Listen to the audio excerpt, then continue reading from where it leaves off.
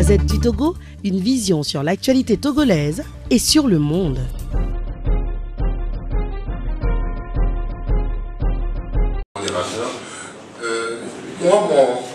Ma préoccupation va également dans un sens. Les partis politiques et l'honorable Kissi a bien fait le point en disant donc l'historique, en montrant un peu comment le processus n'est pas enclenché et en montrant un peu les faiblesses aujourd'hui. Les autres députés également ont apporté énormément, ont dit beaucoup de choses. Et ce qui est inquiétant par contre, c'est que si nous sommes d'accord que la majorité parlementaire et le gouvernement cachent les choses, ne veulent pas de débat, pourquoi l'opposition, elle, ne suscite pas le débat?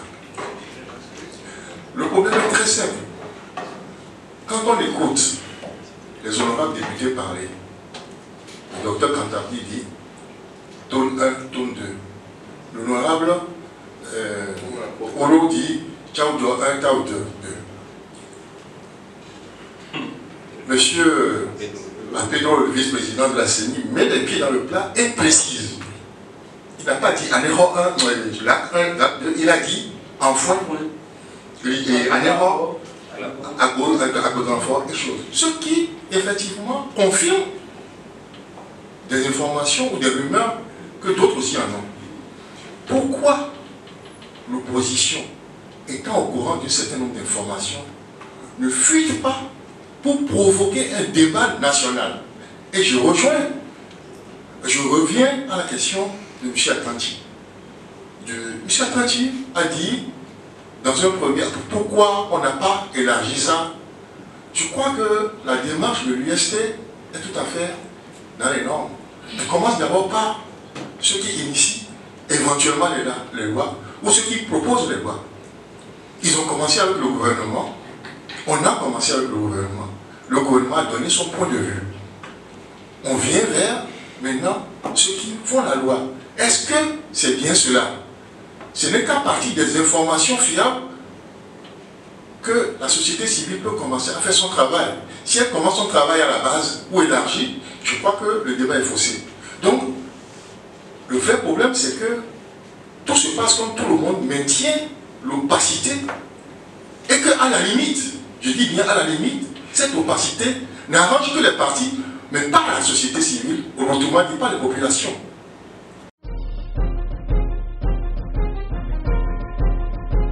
Moi, je voulais aller un peu dans le sens de Maxime qui m'a un peu devancé. Alors, si les forces politiques qui sont présentes dans cette salle aujourd'hui, si elles convergent vers cette idée... C'est pas allumé apparemment. C'est pas allumé apparemment. Ça ne marche pas. De toute façon, je vais me lever. Je disais que les forces politiques qui sont présentes dans la salle aujourd'hui, si elles nous donnent la garantie qu'elles se mettent d'accord pour partir sur le principe de la loi de 2007, je vais aller un peu plus loin pour leur demander quelle stratégie elles ont pour que les populations puissent être au courant de ce qui est en train de se passer. Parce que c'est ça le plus important. J'entends dire dans la salle, j'ai été ahuri quand on me dit qu'un député dit que Mandouri comporte 14 lycées. Vous aurez pu lui demander, Mandouri a combien de formations sanitaires équipées? Vous aurez pu lui poser cette question. Donc, je crois qu'il ne faut pas que les débats s'arrêtent seulement au niveau de l'hémicycle. Le peuple que vous représentez a besoin d'avoir les informations aussi. Et il faut aller montrer le contraire de ce que les gens affirment. Ça, c'est vraiment important. Alors, quelle stratégie, ma question est claire, quelle stratégie les forces politiques présentes dans la salle aujourd'hui mettent ensemble pour que, comme vous le dites, l'échec des élections concernant la décentralisation ne soit pas problème. Merci. Je souhaiterais poser comme question aux partis forces politiques qui sont représentés ici ce matin, suivant la proposition du docteur Kampati. Est-ce que les partis qui sont aujourd'hui représentés à cette discussion, est-ce que ces partis sont d'accord sur ce minimum? Genre, on retourne à la loi de 2007. Bon, maintenant, si ces partis... Oui, voilà, je sens que vous êtes tous d'accord. Maintenant, si ces partis sont d'accord, est-ce que vous envisagez par exemple une action commune pour exiger ce minimum? Très bien. Oui, pourquoi je le dis? Parce que tout à l'heure, je me disais à dire à quelqu'un ici que ça ne m'étonnerait pas qu'au sortir de cette discussion, elles disent non, cet aspect de la chose, moi je ne suis pas d'accord, cet aspect de la chose, moi je ne suis pas d'accord. Et c'est tout ça qui fait le jeu du pouvoir. Mais est-ce qu'aujourd'hui, les partis qui sont représentés, au moins si tous ces partis se mettent d'accord sur ce minimum, genre, on retourne sur la loi de 2007, cette loi, ça a été déjà voté par l'Assemblée, donc c'est une loi de la République, on peut déjà commencer par ça. Est-ce que vous envisagez par exemple cette option? Dans quelle mesure ça peut être mis en œuvre? Mais je pense que, bon, pour la mise en œuvre de cette option, ça regarde la société civile, puisqu'il revient maintenant aux fonctions politiques de s'organiser. Maintenant, est-ce que vous pouvez par exemple... Non, je ne dis pas que la société civile...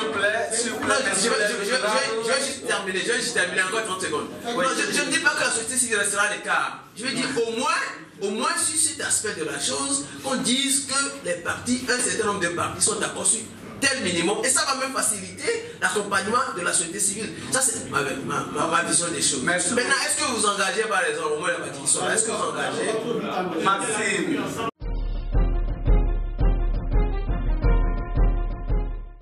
D'abord, merci pour la question. Je voudrais dire, comme je m'étais déjà présenté auparavant, je suis conseiller technique national au niveau de la GIZ. Et donc, je ne pourrais dire que des choses qui regardent la GIZ. Voilà. Donc, de ce point de vue, je rappelle que la coopération technique allemande, que la GIZ, intervient au Togo à travers plusieurs projets ou programmes. Comme vous le savez, nous avons des programmes dans le domaine de l'agriculture, dans le domaine de l'environnement, dans le domaine des énergies renouvelables et dans le domaine de la décentralisation. Donc, le programme qui s'occupe de la décentralisation, il est appelé Programme Bonne Gouvernance Décentralisation. Donc, c'est sur ce programme que nous travaillons. Alors, la question précise de l'honorable député, c'est de savoir ce que nous faisons. Alors, et c'est à cette question-là que je voulais répondre.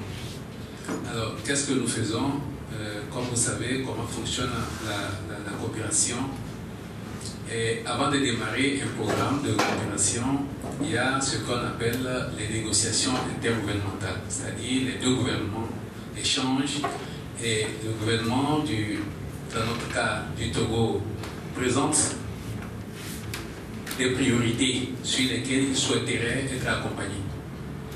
Et ces priorités-là sont définies en termes de pôles prioritaires. Et c'est sur ces pôles prioritaires que les programmes sont bâtis et mis en œuvre. Alors, pour le compte de notre programme, il a été dit depuis 2013 d'accompagner les communes.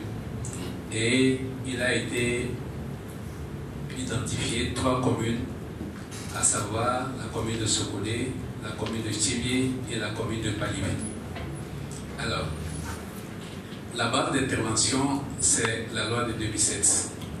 Comme nous le savons, l'article 2 de cette loi de 2007 précise que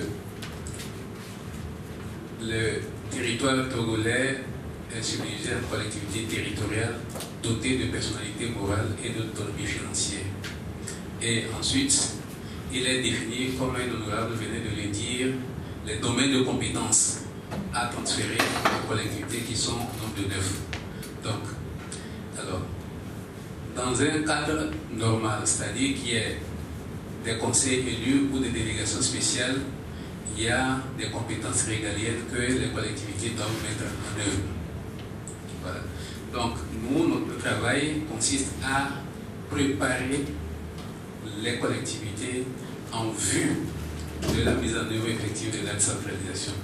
Cela procède de plusieurs choses, à savoir, il faut que ces communes soient dotées de plans de développement locaux. C'est ce que nous avons eu à faire. Et les 3 communes disposent de leur plan de développement. Il faut que ces communes disposent de ressources, comme on l'a dit, et nous essayons aussi de les accompagner en renforçant leurs capacités afin que leurs services puissent être à même de faire le travail qu'il faut pour mobiliser davantage les ressources. globalement, dans les 3 communes d'intervention, nous avons eu à travailler alors sur les aspects de la planification, sur les aspects de la mobilisation des recettes et sur l'aspect de l'organisation des services. Parce que, comme vous le savez, les services des communes ont besoin de disposer de compétences en ressources humaines capables de travailler et d'offrir des prestations efficaces et dans des délais acceptables. Donc, que ce soit l'état civil, que ce soit les services financiers, que ce soit les services techniques, notamment la voirie, pour essayer de gérer un peu l'assainissement et autres. Voilà un peu ce sur quoi nous avons eu à travailler jusqu'ici. Je vais terminer en disant que les programmes de la coopération sont là pour accompagner l'État par rapport à la mise en œuvre de ces différents, disons, des projets qu'il définit. Alors, de ce point de vue-là, les débats qui sont en train de se dérouler ici, tout cela, bon, ça permet aussi à ces partenaires techniques et financiers de comprendre les enjeux qui sont liés au processus et de voir dans quelle mesure ils peuvent renforcer leur appui par rapport aux différents acteurs qui essaient d'apporter leur contribution. Je ne sais si j'ai essayé de répondre un peu à la question des députés. Voilà un peu ce que je pouvais dire. Merci. La Gazette du Togo, une vision sur l'actualité togolaise et sur le monde. Rejoignez-nous sur le www.lagazettedutogo.com ou sur nos comptes Facebook, Twitter et YouTube. Pour tout contact, écrivez à contact@lagazettedutogo.com ou appelez le 92 80 88 53. La Gazette du Togo, c'est l'information en continu.